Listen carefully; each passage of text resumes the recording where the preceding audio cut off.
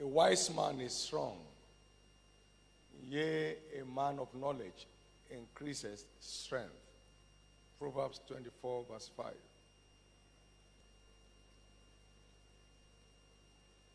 Learning is designed to be a lifelong program.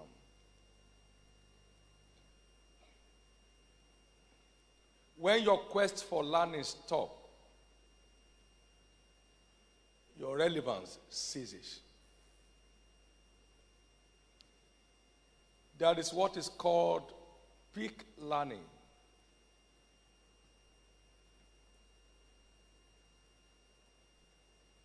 A peak learner is one who has learned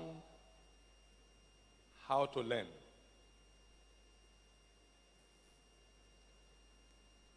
Peak learners never cease seeking for new ideas, information, concepts, etc.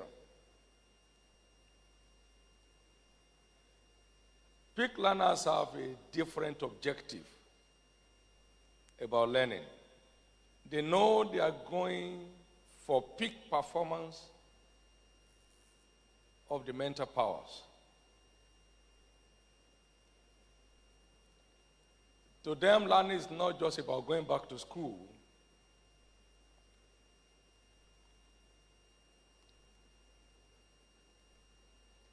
To sit in the classroom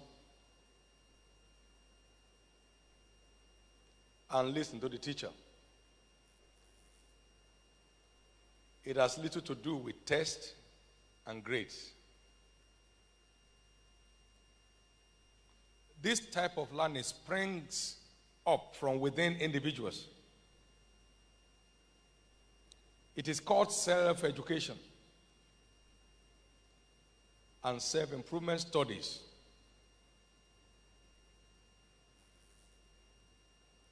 Which are sparked up by the joy of learning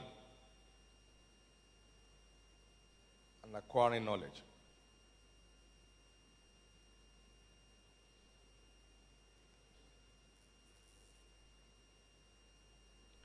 𝗕𝗫𝗧𝗏 said, when you stop learning, you start dying. When you stop learning, you start dying. One Jim Rohn said,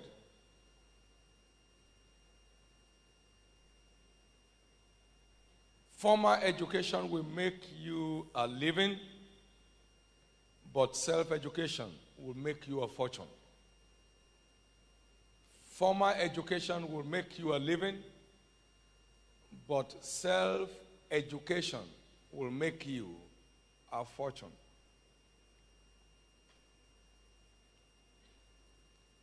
So there are multitudes today that are only making a living. Very few strike at the gold mine of fortune.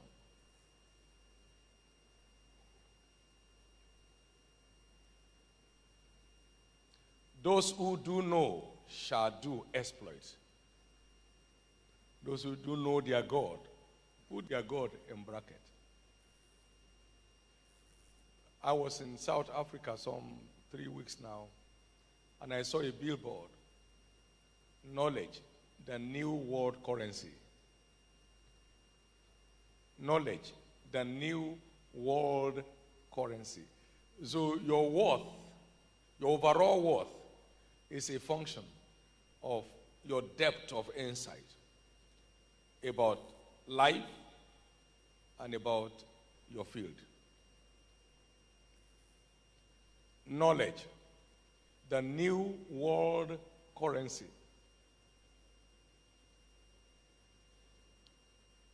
I looked at it from the car and I said, it's not new. It's only been discovered.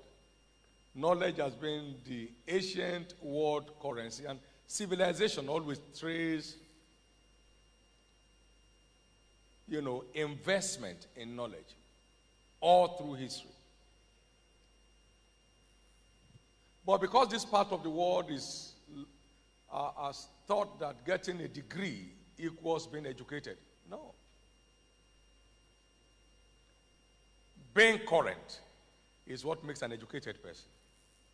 You are certificated with degrees, but you are educated with current knowledge. And that's a lot of effort.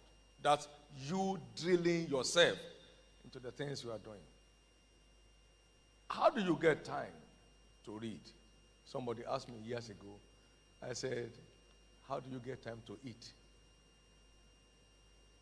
No busy man will say he has no time to eat. No man with genuine taste for knowledge will lack time to learn. So I read daily and I write daily.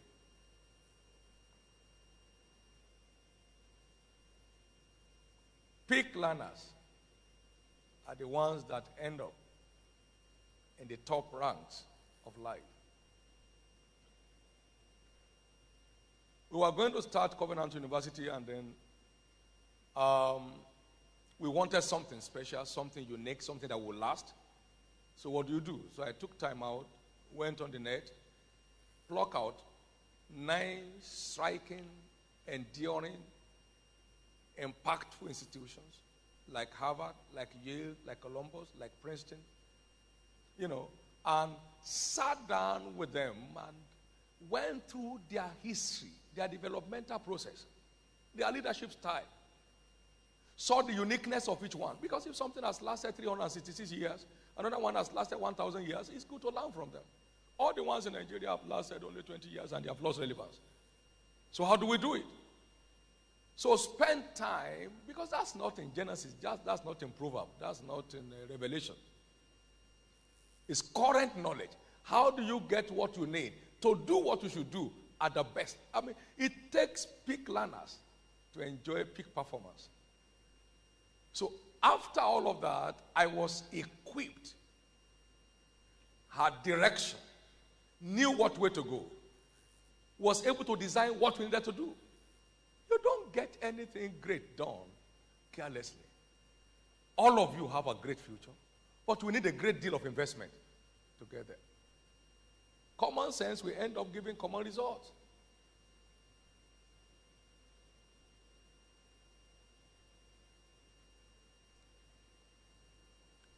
This church today has made some bit of impact around the world.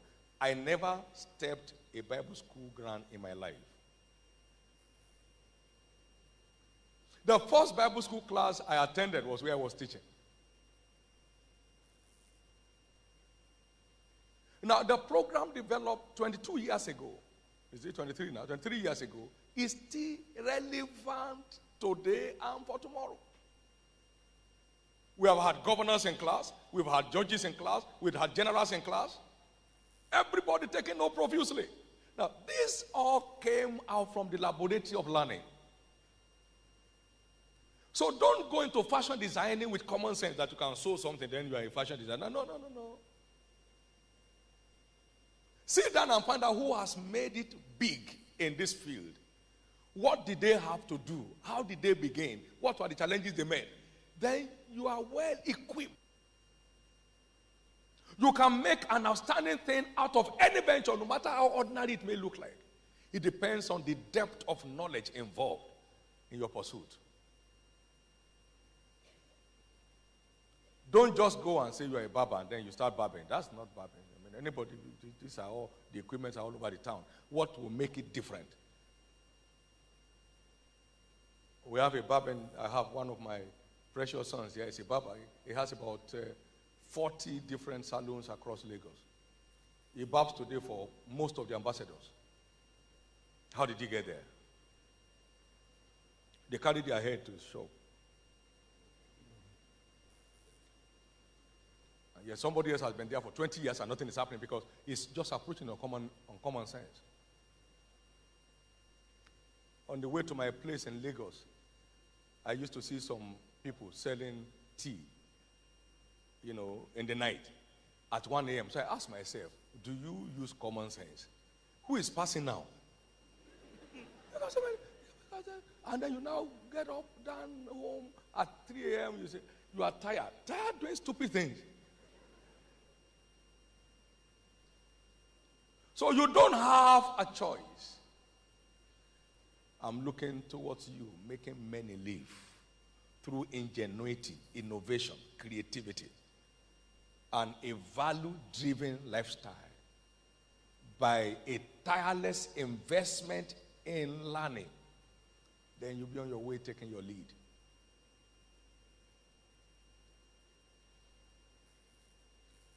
Today I'm privileged to address a number of issues for the nation because I've read a number of things about all the past leaders. All of them.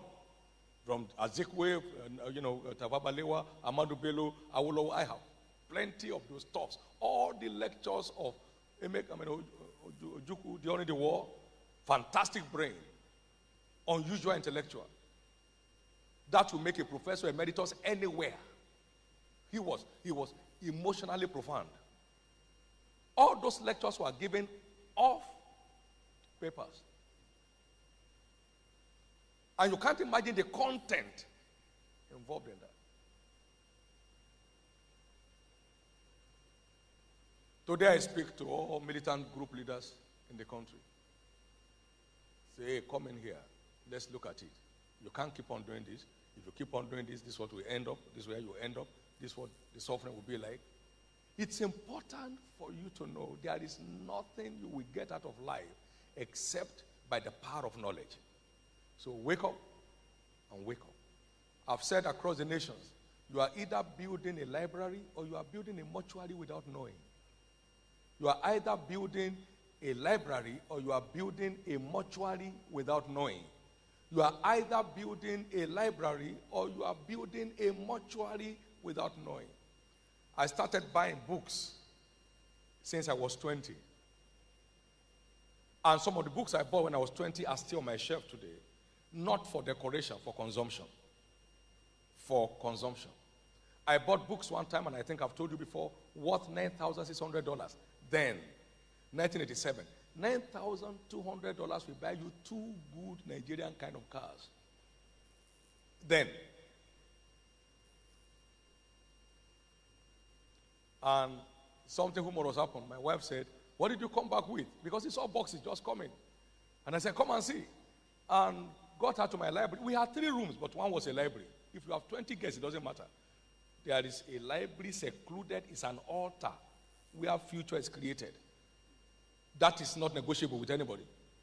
I would rather sleep in the living room than have my library invaded by strangers or visitors. No. And I opened the first box. It was books down top to bottom. Second box, my wife said, no. Any other thing? He said, what else? I said, no, nothing else. That's all else. Then I answered. I said, the content of these books, if understood by me, can make me a manufacturer of the things I will have bought. Come and say value for knowledge. That's what will take you to where you are going. I don't care what kind of dress you are wearing and how much it costs. Nobody's interested. Nobody is interested. One day, one of my daughters said, hey, this is gold. One wristwatch. I said, gold? Are you sure? I said, yes. I said, go and sell it because I don't need it. Because I don't know what gold is. I've never seen one.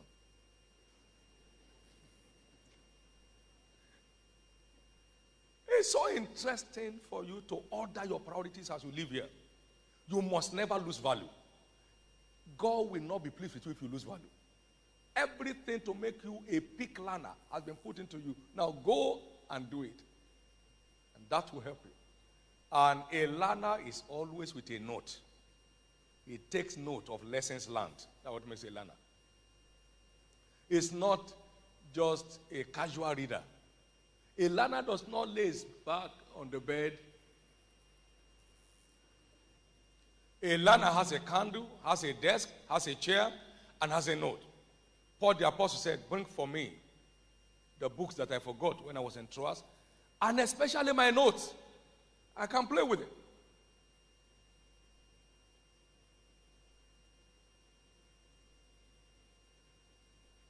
And especially my notes.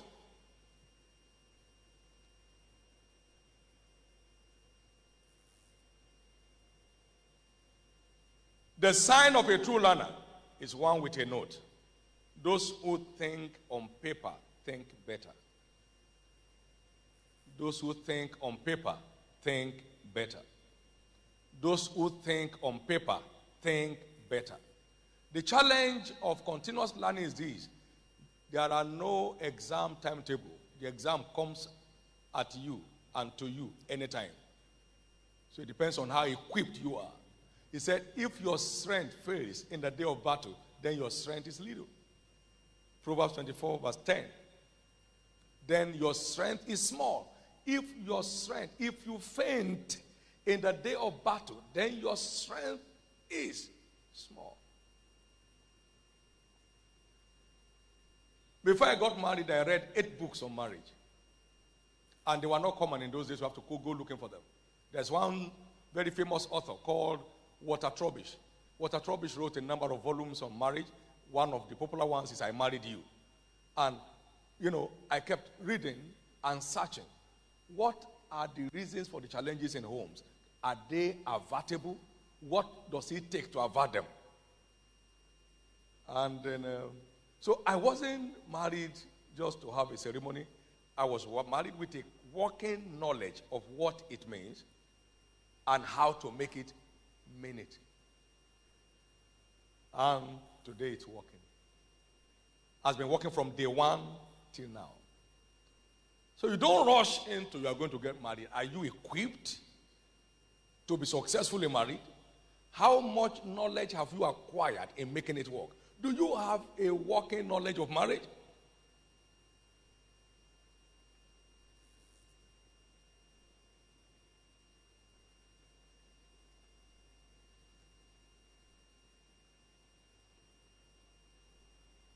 Everybody, that is anybody, anywhere in the world, that has sustained being something in his field has been a tireless learner. I walked into 𝗘𝗫𝗧𝗥𝗏𝗏's office years ago, and I saw him reading a book, the new release of 𝗘𝗫𝗧𝗏𝗏, on his table. And I was dazed. How could 𝗘𝗫𝗧𝗏 still be reading anybody's book at this stage of global impact and relevance? I've been around with 𝗘𝗫𝗧𝗏𝗏 a number of times. I was there twice last year. And then their former swimming pool had been leveled out and turned to a library in his 80s. That is to enlarge the library. They leveled out. He leveled out the swimming pool and turned it to a library, and his bedroom opens straight to the library. So he doesn't need to go on any journey. He just move from his room, and then books here, books here. And the volumes of his archives in his lifetime are like this.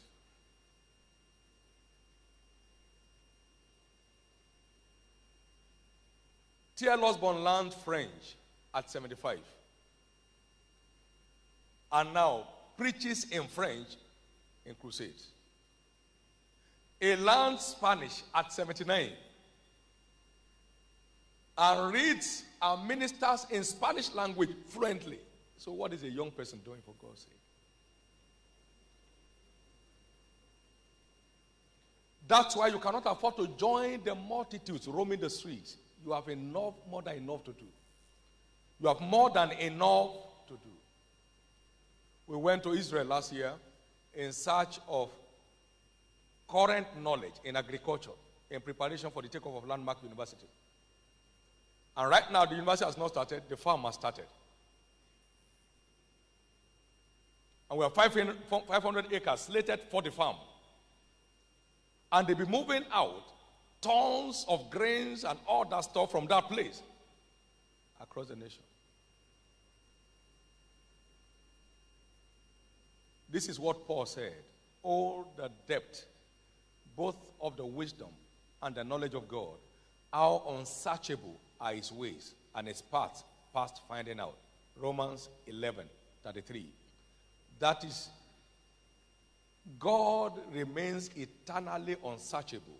We just continue to increase in our search. And there is no end to searching. And the more you find, the higher you fly. Thy words were found and I did eat them, and thy words became the joy and rejoicing of my heart. Mayowa was with me in Conakry. You saw the soldiers.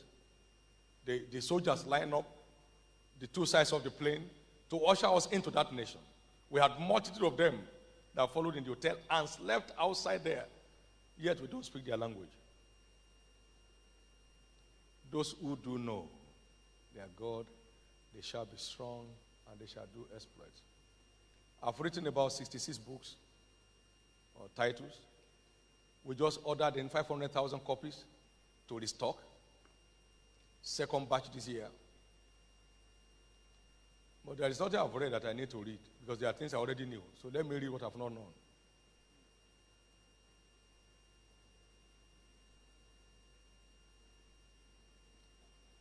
Don't ever approach any step in your life on common sense. Because like begets like, you can only get common results. There are too many common men because most people are just operating by common sense. It is common sense that makes a common man. An uncommon man would need access to an uncommon knowledge. You need uncommon sense not to be a common man. And that's the way it works. February 21, 2000. I addressed, 2001, I addressed the advisory council. I think Rotimi was there in Gateway Hotel. Okay. And one professor, 𝗘𝗫𝗧𝗕𝗨𝗏 of UI, he stood up after my address and he said in all his years in academics, he's never had university structure and administration stated the way I've stated it. He said, let me first congratulate you. Now, that's our professor emeritus. He's a professor of economics of many years standing, a renowned professor of economics. But he has never sat down to find out how universities are run because that's not his field. Now, having read all those stuff, it was easy for me without looking at any note to do anything I want to do.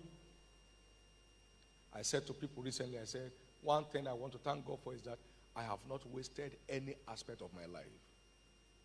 No. I'm traveling now, there's a bag going with me, and that bag is a bag of books. It stays with me. If that bag is not there, if you have traveled 2 hours, we'll fly back. Because that is where my fuel is.